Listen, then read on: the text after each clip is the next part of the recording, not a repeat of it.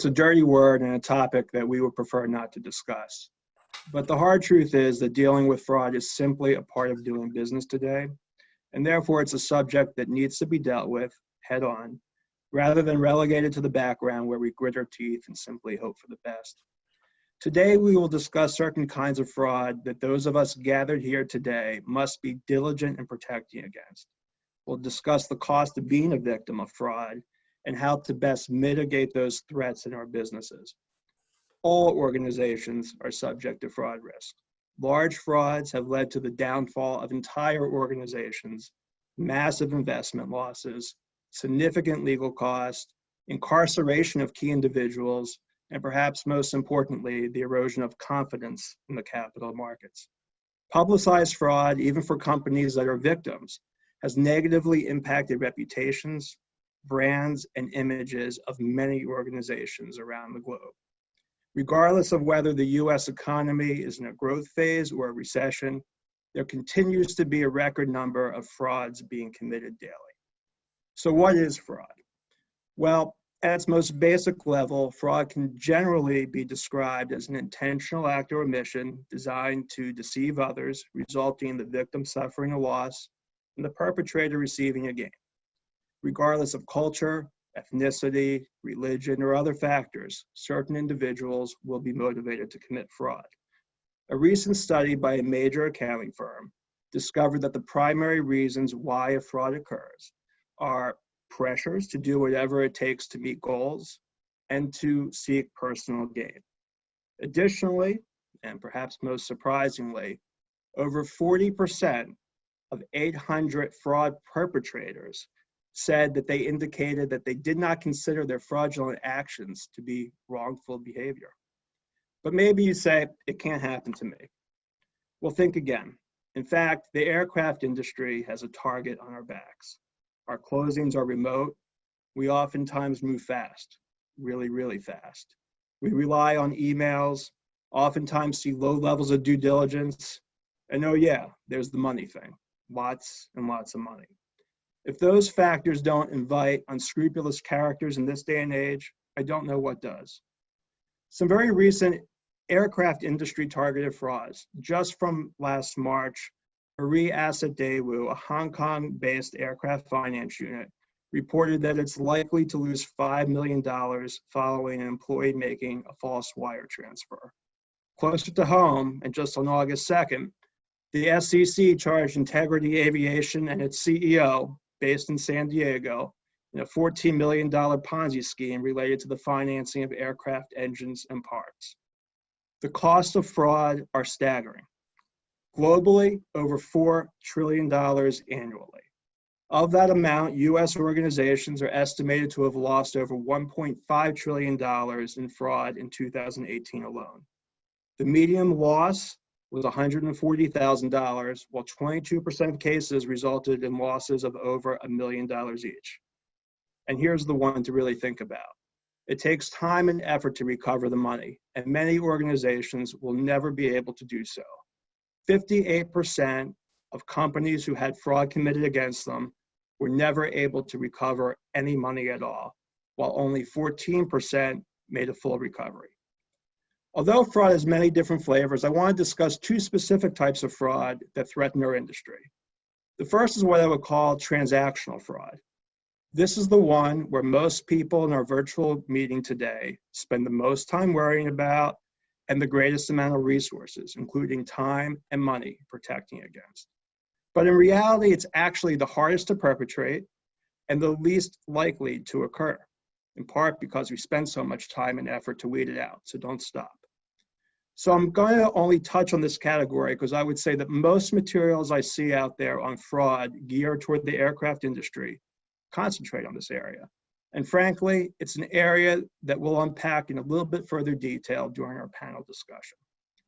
Here, what we're talking about are instances where we have inflated equipment costs. Hey, did you get that in-person appraisal? Double financed equipment, kickbacks to vendors, and of course, that email from the sheik of some African nation asking you not to deposit that check sitting in escrow, but instead wire the funds to a specified account because something came up at the last minute. This category also includes all the things that we have AML regulations for to prevent money laundering and terrorist financing. But in a nutshell, we protect ourselves well against such threats with our robust Know Your Customer protocols. Again, more on that later. But for now, what we should discuss are the risk factors for this type of fraud. They really fall into two buckets. One is geographical risk, the counterparty's domicile, the location of the transaction, and the funding source. And two, counterparty risk itself, unusual activities, demanding, for instance, that a transaction close in an unusually short time frame, refusing to provide details about the business, or a last-minute change in escrow and funding instructions. Masking of beneficial ownership, using surrogates, frontman, or nominees, as well as tiered organizational structures. Partners with no particular legal purpose, where there's no apparent legitimate tax, business, economic, or other reason for the use of a particular legal entity or transaction structure. And really, any other activities which demonstrate suspicious behavior and do not make professional or commercial sense based on your own familiarity with the industry in the normal course of business.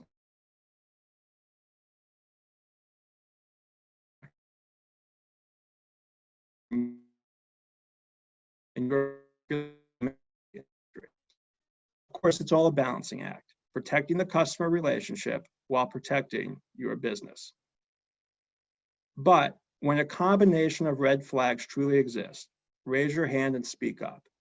You should always ensure that wire instructions are in writing and signed by a logical and legitimate representative.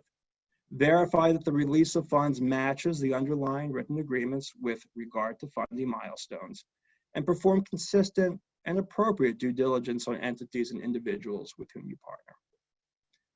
The second type of fraud I want to discuss with you is the one that is less obvious, more prevalent, and harder to detect, in part because it's our human nature to trust people. It's what the experts call occupational fraud. It's really embezzlement by your employees, including senior management. The typical organization in the United States loses 5% of its revenues through occupational fraud each year. That is a staggering amount. As management continues to have pressure to produce earnings to satisfy investors or other parties, fraudulent behavior has flourished. Similarly, employee fraud continues to victimize all industries and companies, regardless of whether in the public or private sectors. Employees use fraud as a means to solve their personal financial pressures, from being strapped with record amounts of personal debt, and to reimburse themselves for allegedly being overworked in understaffed businesses. The reality is that fraud occurs all the time, regardless of the economy cycle, and is committed for many different reasons. The problem with employee fraud, one, it's the time. The amount of time from when the fraud has commenced until it's actually detected averages 18 months, a year and a half of a trusted employee stealing from you. Banking and financial services, government, and manufacturing industry have the greatest number of cases reported. The higher the perpetrator's level of authority, the greater the losses tend to be. Executives accounted for 19% of all cases and caused a median loss in excess of $500,000, while non-management employees committed 42% of cases with a median loss of $75,000. Many of these fraudsters exhibit certain behavioral traits that can be warning signs. 92% either were living beyond their means or having unusually close association with vendors and customers.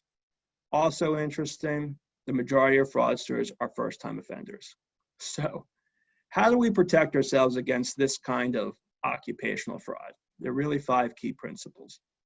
Number 1, as part of an organization's governance structure, a fraud risk management program should be in place, including a written policy to convey the expectations of senior management regarding fraud risk.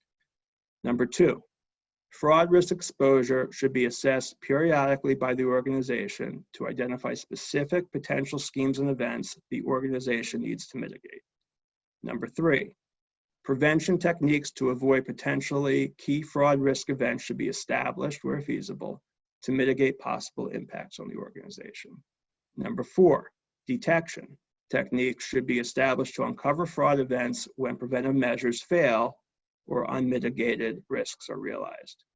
And number 5, you need a robust reporting process to solicit input on potential fraud, and a coordinated approach to investigation and corrective action should be used to help ensure potential fraud is addressed appropriately and timely if and when it occurs. Let's dive into each of those in a little bit more detail. First, fraud risk governance. Organizational stakeholders have clearly raised expectations for ethical behavior. Organizations need to respond to such expectations. Effective governance processes are the foundation of fraud risk management. Lack of effective corporate governance seriously undermines any fraud risk management program. The organization's overall tone at the top sets the standard regarding a tolerance for fraud. The governing body should ensure that its own governance practices set the tone for fraud risk management, and that the management implements policies that encourage ethical behavior, including processes for employees, customers, vendors, and other parties to report instances where those standards are not met. The executive committee of a company should regularly monitor the organization's fraud risk management effectiveness and should be a regular agenda items at meeting. Number 2, fraud risk assessment. To protect itself and stakeholders effectively and efficiently from fraud, an organization should understand fraud risk and specific risks that directly and indirectly apply to the organization and its industry segment. A structured fraud risk assessment tailored to the organization's size, complexity, industry, and goals should be performed and updated periodically. The assessment should, at a minimum, include identification, risk likelihood, and significance assessment, and risk response. An effective fraud risk identification process includes an assessment of the incentives, pressures, and opportunities for the employee to commit fraud. Employee incentive programs and the metrics on which they are based can provide a roadmap to where fraud is most likely to occur. Fraud risk assessment should consider the potential override controls by management, as well as areas where controls are weak or the lack of segregation of duty occurs. Individual organizations will have different risk tolerances. Fraud risk can be addressed by establishing practices and controls to mitigate those risks, accepting the risk by monitoring actual exposure, or designing ongoing or specific fraud evaluation procedures. An organization should strive for a structured approach. The implemented fraud risk management program, however, should never exceed the cost. Fraud prevention and detection. I'll roll these two together. Fraud prevention and detection are related, but they're really not the same concepts. Prevention encompasses policies, procedures, and training and communication that stop fraud from occurring, whereas detection focuses on activities and techniques that promptly recognize timely whether the fraud has occurred or is continuing. While prevention techniques do not ensure that fraud will be committed, they are the first line of defense in minimizing fraud risk. One key to prevention is promoting from the top down throughout the organization an awareness of the fraud risk management program, including the types of fraud that may occur. Meanwhile, one of the strongest fraud deterrents are the awareness that effective controls are in place. Combined with preventive controls, detective controls enhance effectiveness of a fraud risk management program by demonstrating that preventive controls are working as intended and by identifying fraud if it does occur. Keep in mind, while every organization is susceptible to fraud, not all fraud can be prevented, nor is it cost-effective to even try. An organization may determine it's more cost-effective to design controls to detect rather than prevent certain schemes. Investigation of corrective actions, the 5th prong. No system of internal control can provide absolute assurance against fraud. As a result, management should develop a system for prompt, competent, and confidential review, investigation, and resolution of instances of noncompliance and allegations involving potential fraud. An organization can improve its chances of loss recovery while minimizing exposure to litigation and damage to reputation by establishing and pre-planning investigation and corrective action processes. If certain actions are required before the investigation is complete to preserve evidence, maintain confidence, or mitigate losses, those responsible for such decisions should ensure there is sufficient basis for those actions. When access to computerized information is required, specialists trained in computer file preservation should be used. Actions should be appropriate under the circumstances and apply consistently to all levels of the organization, including management, and taken only after consultation with HR. Consulting legal counsel is strongly recommended before undertaking an investigation, and it's critical before taking disciplinary, civil, or criminal actions. In conclusion, a proactive approach to managing fraud risk is one of the best steps organizations can take to mitigating exposure to fraudulent activities. Although complete elimination of fraud risk is most likely unachievable or uneconomical, organizations can take positive and constructive steps to reduce exposure. The combination of effective fraud risk governance, a thorough fraud risk assessment, strong prevention and detection, including specific anti-fraud control processes, as well as coordinated and timely investigations and corrective actions, can significantly mitigate fraud risks. Although fraud is not a subject that any organization wants to deal with, the reality is most organizations experience fraud to some degree. The important thing to know is that dealing with fraud can be constructive and forward-thinking, and can position an organization in a leadership role within its industry or business segment. Strong, effective, and well-run organizations exist because management takes proactive steps to anticipate issues before they occur and take actions to prevent undesired results.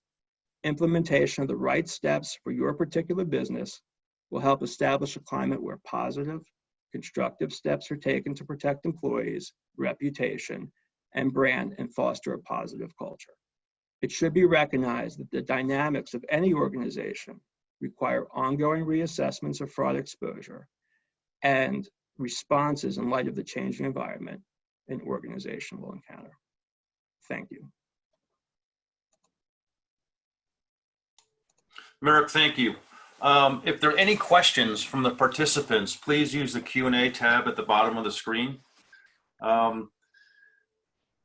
Merrick, in your career, how often have you seen fraud? Fortunately, very rarely.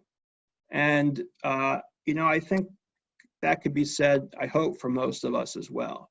And again, it's sort of one of those, Jim, you don't know what you don't know. So I think we really do concentrate on that first category that we spoke about, which is the transactional fraud issue. We do a really good job of kicking the tires, going on site.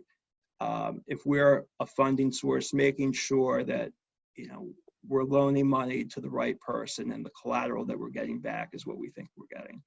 And we do a really good job these days, I think, of controlling wire transfers, verifying where the funds are going.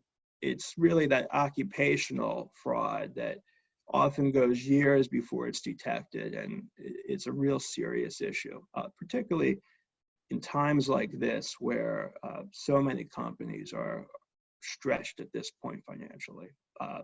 Even a relatively small fraud can be the undoing of what was once a very sound company. Are there any concerns, given most of us are working from a remote location nowadays, about increased fraud?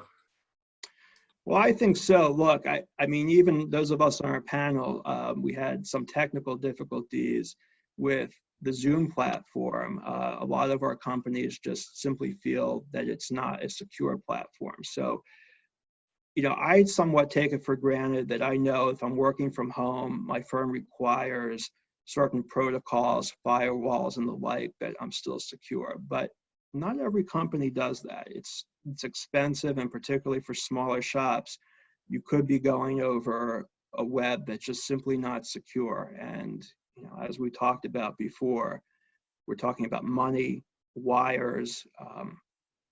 It can get kind of ugly. Okay, thank you. If there's no questions from the participants or the attendees, let's move into the panel discussion, and let me introduce the panel. So we have Merrick on the panel. We have Steve Friedrich, who's the Chief Commercial Officer at Embraer. We've known Steve for many years, and he's got quite a background in the aviation business. Bruce Marshall, who's the EVP and General Counsel of AIC Title. Again, we've all known Bruce for a while, and Bruce works for a very interesting company, and I will highlight it's an unregulated company that Bruce will go into later. Joe Carfagna, President of Leading Edge Aviation Services, one of the premier brokers in the world of aircraft. And then Lucy Johnson, who is the Senior Vice President of Operations, Documentation, and Servicing at PNC Aircraft Finance. So welcome to all. Let me start this off with the question of, Lucy, let's talk about best practices that you see in operations. Thanks, Jim. Well, and thanks, Merrick. Great job on giving a very clear and concise background on what us as a bank have to deal with as a regulated bank.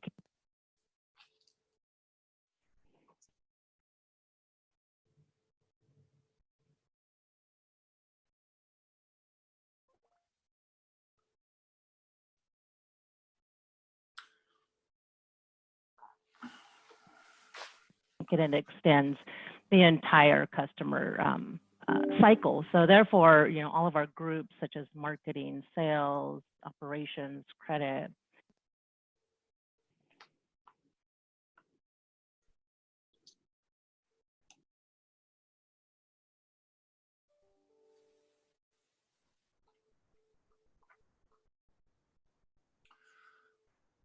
Lucy, can you hear me?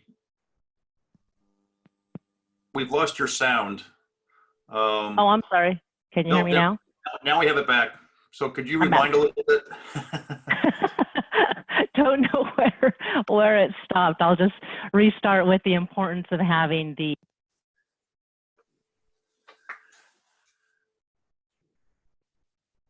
We lost it again. There we go. We're just talking about technology, so. Right. All right, you're okay, back. Well, I'll just quickly jump to what we ensure we do is that our employees and our processes and systems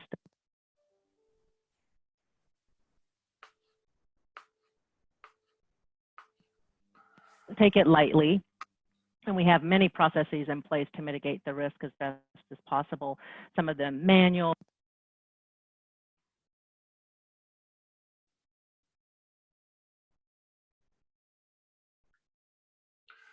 Lucy, we lost you again on the sound. Okay. Let's try this. Bruce, can we go to you and hear what your best practices are? Yeah, let me try and fix mine. Yeah, see if we can get Lucy's sound back together. So Bruce, you're on mute. Okay, I'm back. Yeah.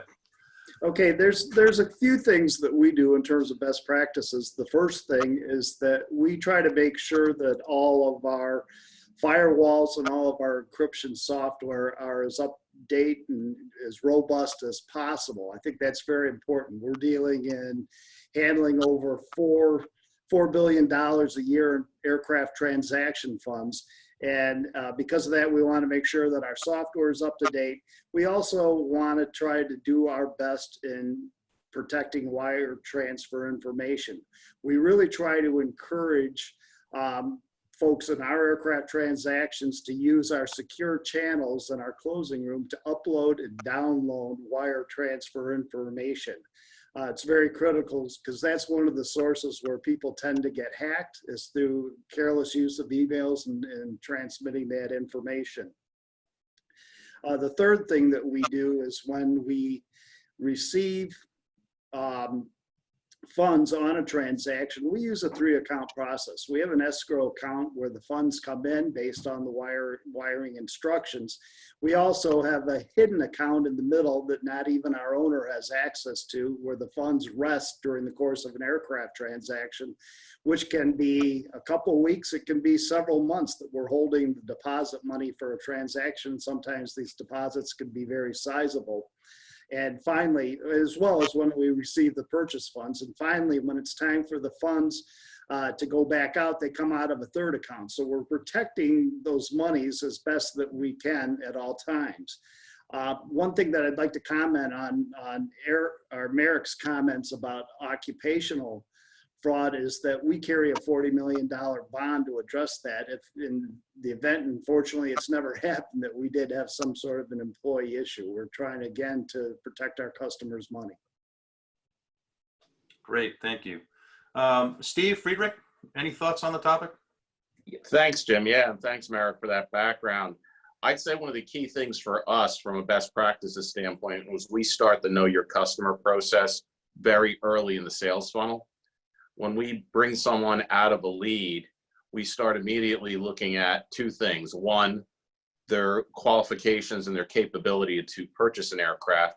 And then two, what would be our reputational risk for going through with a transaction. By the time that these people are prospects, we've already vetted them from that standpoint. So before we ever even get to a purchase agreement, we're very comfortable with who this client is, and more importantly, where the funds are coming from and where they're going to be using the aircraft. The other thing that we're constantly checking on as we participate in the global marketplace is there are various sanction lists and regulatory and legislative issues that we constantly look at and ensure that we're not inadvertently doing something inappropriate from a global perspective as well. So that's really part of the key process, is know your customer, know who you're transacting with, and understanding all of the parties at the end who will be part of that purchase agreement. Great, thank you, Steve. Joe Carfagna? Well, really, there's kind of two levels that we have is we'll be retained by a buyer or seller, and in those agreements we have a provision in there that the person cannot be on any sort of restricted or blocked list, et cetera, et cetera. But where it's a little bit wider open is when we are selling an airplane to somebody and we're not familiar with who they are, and they come forward, and we do as much diligence as we can. And generally speaking, we have pretty good provisions in either our standard purchase agreement or the attorneys that we most routinely work with have good provisions in their agreements to protect the other side of the transaction. Meaning, you know, if we're representing the seller and a third-party buyer comes forward, that third-party buyer has to be vetted through the cannot be on the block list, cannot be restricted, et cetera, et cetera. And so, for the most part, the good attorneys in this industry have good language in purchase agreements that address it. Okay, great. Thank you. Lucy, let's try you again to see if we've got your audio issue fixed. Nope, still can't hear you. No, okay. Merrick? Yeah, now we can hear you, Lucy. Go ahead. Okay, all right. Sorry about that. Trying different means here. So I don't know how much you caught earlier, but I think I'll piggyback a lot of what has already been said. And we ensure that our employees, our processes, and our systems are all well aligned and integrated at all levels to adequately detect and prevent fraud. And we don't take this lightly. We have many processes. Lucy, can you speak up a little bit? We need a little more volume. We have many processes in place in order to mitigate the risk as best as possible. And similar to what was already said, is we ensure that the process starts as soon as possible, as soon as we have a prospect identified, all the way through the life cycle of the transaction, including payoff. So, and we do some manual screening, but we also have automated screening that is in place for ongoing screening through the life of the transaction. Okay, great. Merrick, could I call on you to give us a little bit of the background on the KYC, AML, BSA? The ABCs of KYC, sure. So, they're all wrapped together. AML is not a specific law, but it is really, Jim, a grouping of a number of different regulations that have been in place going back 40 years now.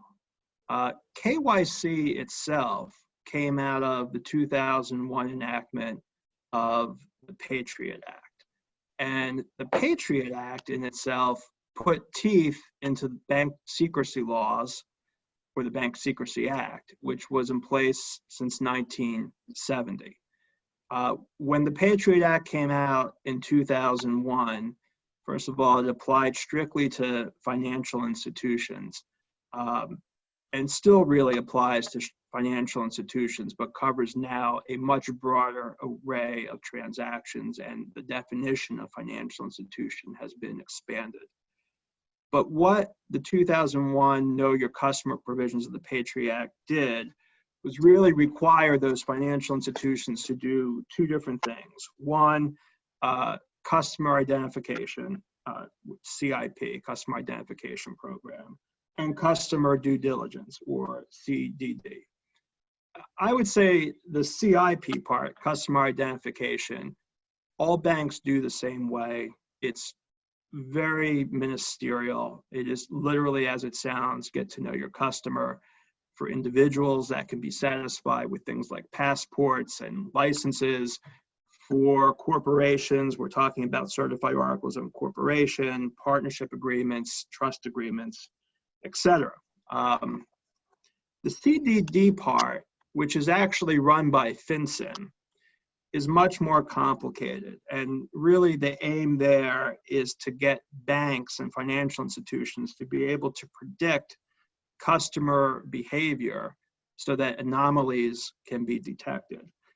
And of course, there's certain enhanced due diligence that must be done depending on the size of the transaction, the complexity of the transaction.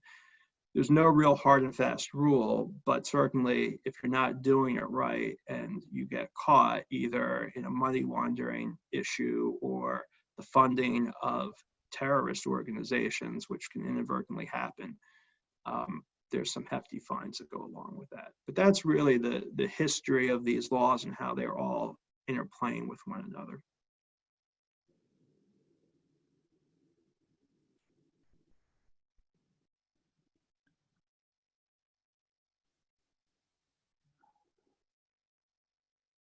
Jim, you're on mute. Yeah, my mistake. Merrick, I was going to ask you, do you see any additional laws or tightening up of the regulations coming up? Well, it's always a possibility, and I would say, look, this is political to some extent. It depends who is in the White House next fall or this coming fall. I think if the current administration stays in place, we may actually see a loosening somewhat of these regulations, or at least the amount of regulation and oversight that is required to financial institutions. That's not to say that businesses will undo what they're currently doing. I think that they're in a pretty good place right now, and I think our customers tend to recognize that this is standard operating procedure now. If the Biden administration comes in, it is certainly possible that there would be even greater scrutiny and tightening of these regulations. What form that looks like, not exactly sure, but you know, it's the old adage that there's just a little bit more cost of doing business, it would seem like. Great, okay. Lucy, a question for you. When it comes to escrow, funding escrows and everything else, what's the best practices that you see at PNC?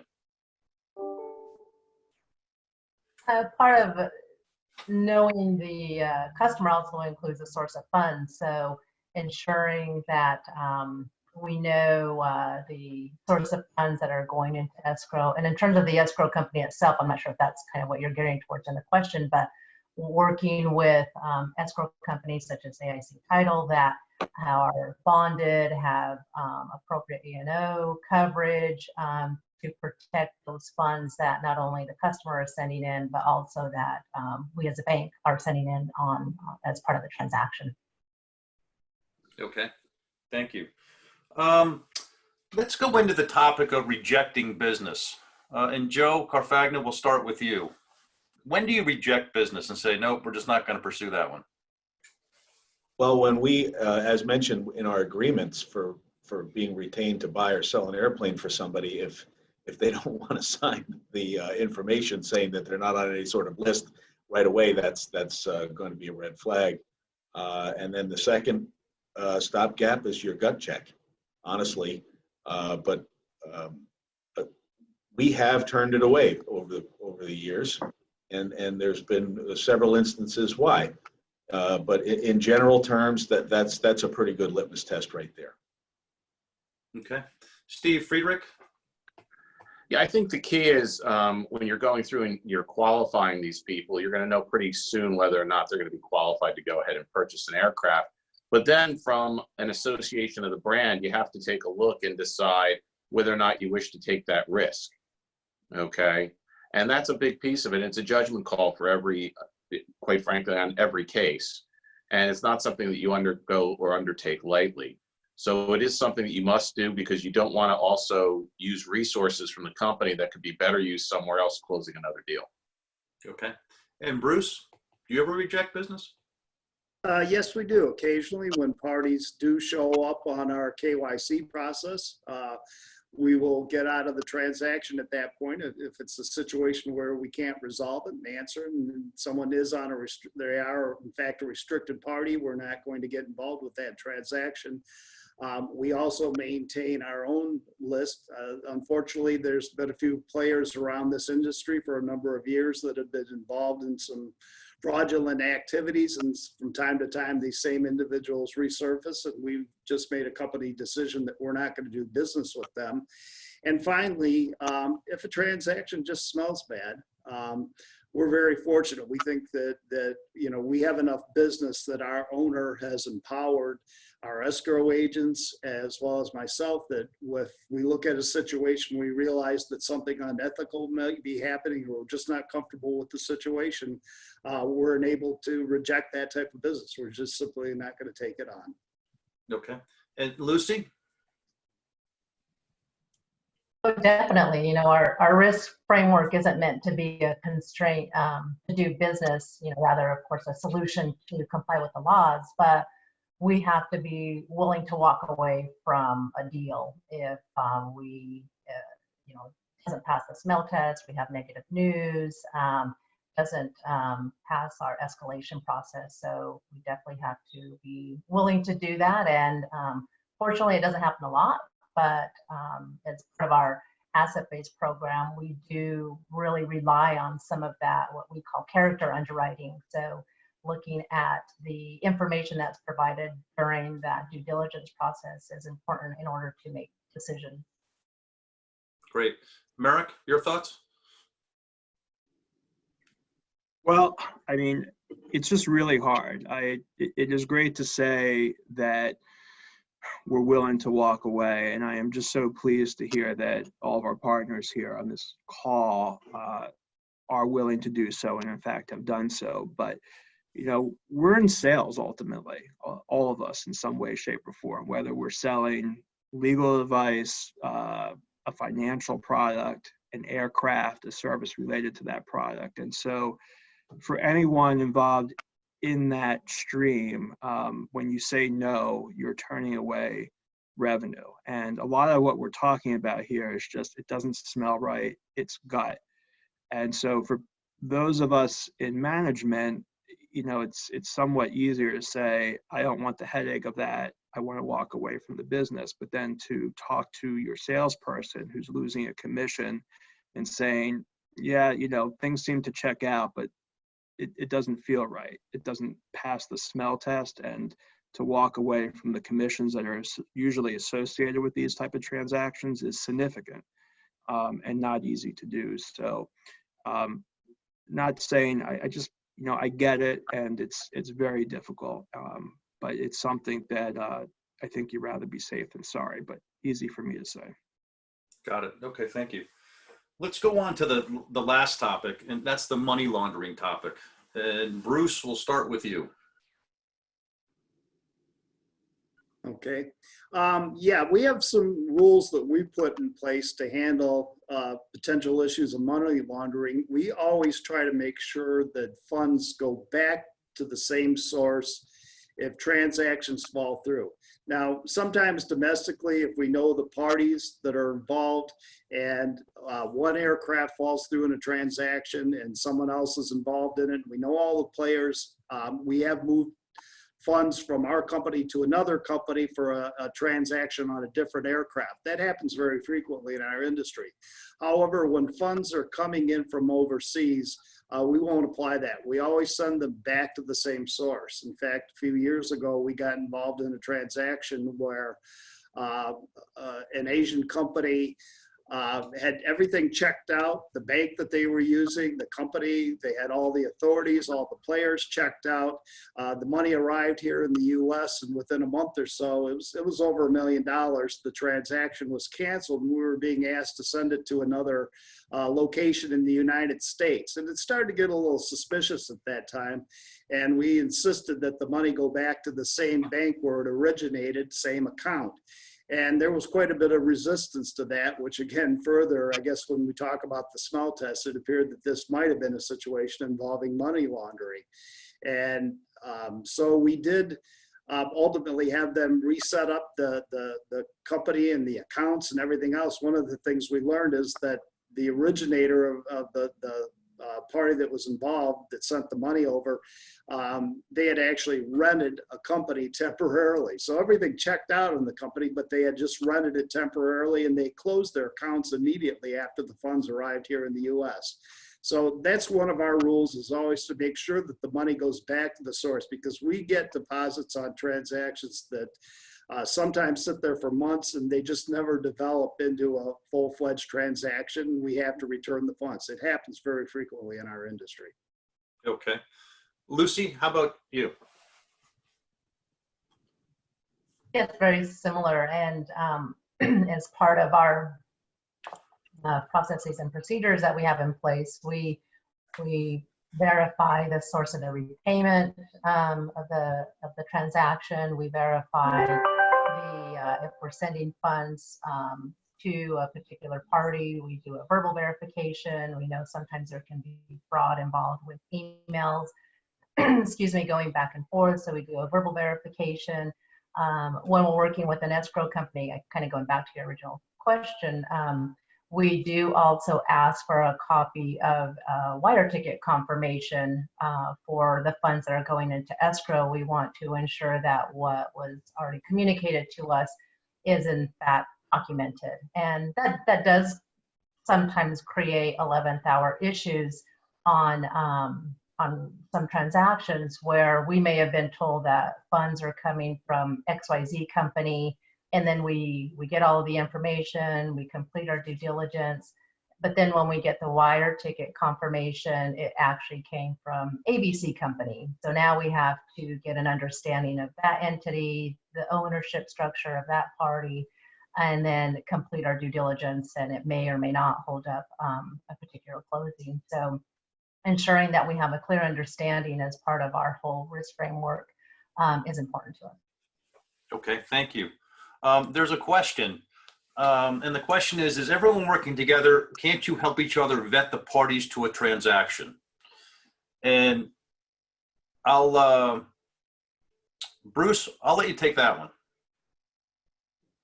Okay, we typically utilize our own KYC process. I guess to some extent, we rely on the banking sources that we know that they're doing it, but we typically don't share information with them as to what's happening. But we are utilizing our own KYC process, even though we're in an unregulated part of the industry. The escrow industry is not subject to the KYC requirements, but we do it anyway. And we do it for one of the reasons that Steve mentioned is the reputational risk. We don't want to wind up on the front page of the papers. The second reason why we do it is that we believe being self-regulating is probably the best defense to having a lot of regulations put in place. So we use a third party to do restricted party screening. The party we use looks far beyond OFAC restrictions. They look at databases from government agencies and governments around the world, over 90 different lists or blacklists or restricted party lists. And we've automated our systems to make sure that when these parties get involved in a transaction. And it's just like Lucy suggested, that times money will be coming from one source, and then you get to the closing and it comes from multiple sources. Every time we add a party into our escrow process, it automatically sends it out for the restricted party screening. So that's how we manage that process. Okay, Steve? Yeah, there's a couple things when we come out of this is we all have to do our own due diligence. We are in a regulated and legislated environment right now from a variety of regulatory agencies. And we have to go ahead and show that we have done what a prudent person would do as we try and work through the process. One of the red flags that we can run into from time to time is when an individual comes in very quickly and says, I'm ready to buy an aircraft, I need it right away. Give me your wire information and I'll send you the purchase price before we've negotiated anything. That's, Joe, you know what I'm talking about. And I want a helicopter too. Yes. Yes. So these are tough things. And that's one of the things why when we get involved, in the rare cases where we may look at an LOI, which we have moved away from, we take a very minimal amount of money in the LOI process until we can finish all of our due diligence and the KYC process, both from proprietary as well as purchase databases and investigatory services, but also utilizing some of the compliance group that we have here as well to go through from their side. And we do a fairly thorough vetting of anyone. So when that red flag comes in and someone says, I'm ready to buy, let me send you all the money, it gives us pause. But longer term, the key is we all are going to be required to show that we did our own due diligence, and that's why we have to do it. I will say from an OEM standpoint, when I have one of the institutions that are part of NAFA here coming in and saying they're providing financing, that does give me extra comfort. And of course, when we have a known and reputable broker and attorney involved, that also is giving us a tremendous amount of comfort as we walk through this. So this is a community that we're a part of. And I think most importantly, our reputations precede us as we walk into the transaction. And that's one of the reasons why we still have to do our own due diligence, because even though we respect and understand each other, we cannot rely on each other from a legal perspective. We have to do our own work. Okay, thank you. Joe? Yeah, the community is a big piece of it. So to Bruce's point, we know that the escrow companies have a lot of safeguards in place. We know that the financial institutions have a lot of safeguards in place. We know that the OEMs have a lot of safeguards in place.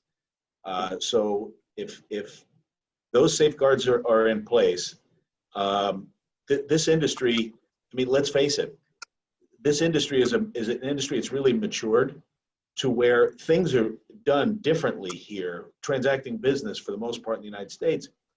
It's matured to the point where, look at what IATA is trying to do, for instance, to self-regulate. These things 30 years ago never would have taken place. So this is a maturing industry that these types of best practices are becoming more widespread, whether it's OEMs down to some of the smaller players in the industry. Okay. Lucy, question for you. Do banks ever share information on the bad people out there? Well, we can't. Of course, we have a regulatory requirement to send reporting based on whatever the issue is, but that's through the regulatory avenues, but definitely not information sharing with our business partners, including anyone here on the panel. But I agree with what was said about having some comfort based on certain parties that may be involved. But while we may get comfort in those parties, we do have to ensure that we are in compliance with the regs ourselves and complete our own due diligence.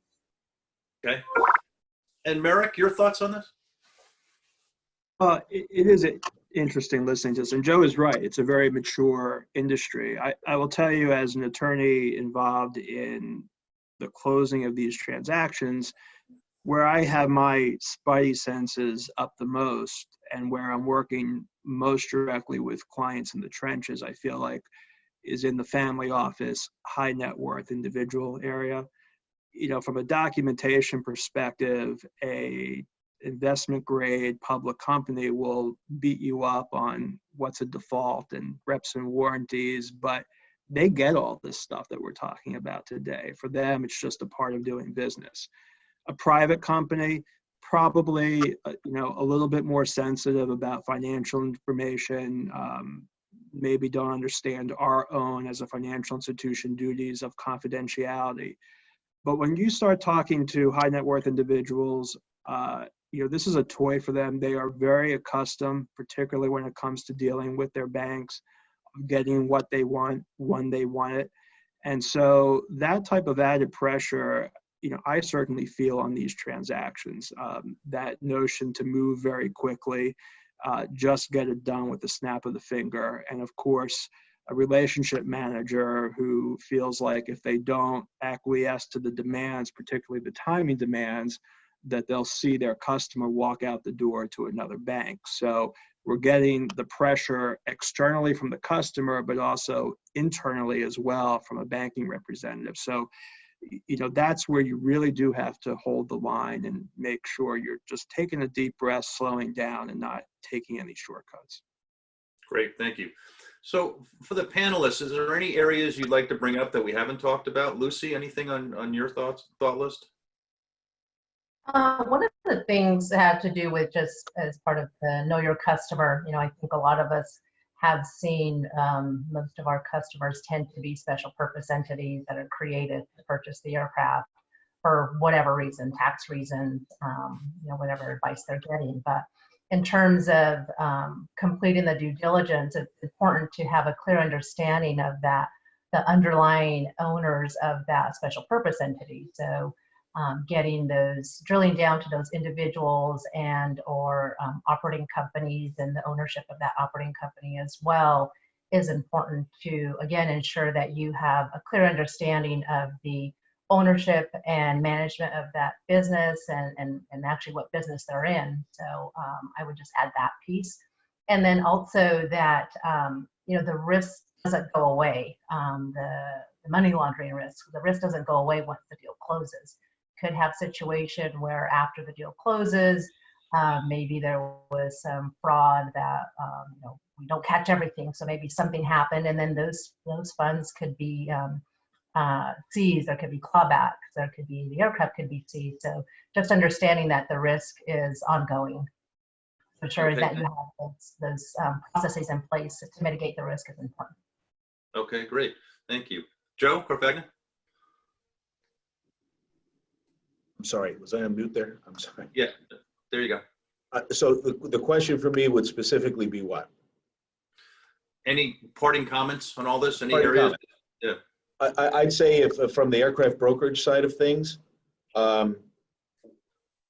we have a heavy lifting to do at IATA, but what IATA is trying to do is put a lot of the things we talked about, put those safeguards and that code of ethics in place to take care of this industry before it gets taken care of for us.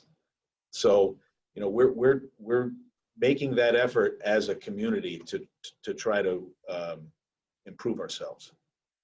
Okay, Bruce.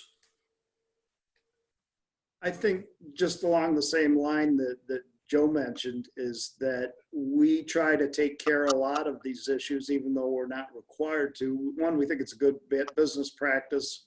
We're very, we love aviation at our company, but we do it as well because we think it's the right thing to do and want to make sure we're on top of those things. And we'd rather do that than be regulated, especially when you're looking at the title service industry. It's made up of a number of title service companies and law firms that operate here in Oklahoma.